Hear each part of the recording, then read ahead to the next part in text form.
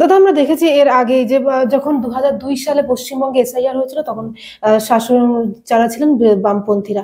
এখন দেখছি এই এসআইআর নিয়ে বামপন্থীরা প্রথম থেকেই তারা বিভিন্ন মন্তব্য করে এসছেন। বামপন্থীদের জাত ধর্ম সব দুটোই খুইয়েছেন।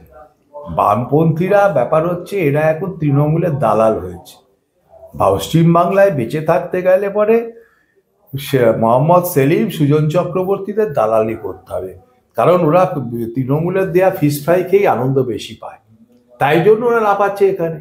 কারণ একটা সময় জ্যোতিবাবুই শেখ হাসিনাকে বলেছিলেন যে তোমার দেশ থেকে অনুপ্রবেশকারীরা এখানে এসে আমাদের অর্থনীতিকে পাল্টে দিচ্ছে। বুদ্ধদেব ভট্টাচার্য নিজে অনুপ্রবেশকারীদের বিরুদ্ধে বলেছিলেন। সেই রাজনৈতিক দলের লোক হয়ে সুজন চক্রবর্তী আর মোহাম্মদ সেলিমরা অনুপ্রবেশকারীদের বাঁচানোর চেষ্টা করছেন। এটা অন্য কিছু নয়, মমতা ব্যানার্জিকে বাঁচিয়ে রাখার জন্য সিপিএম এর কাজ।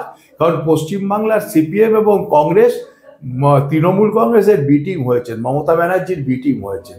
তাই বি টিম হয়ে এ টিমকে বাঁচানোর চেষ্টা করছেন, কিন্তু বাঁচবেন না, বাঁচাতে পারবেন না।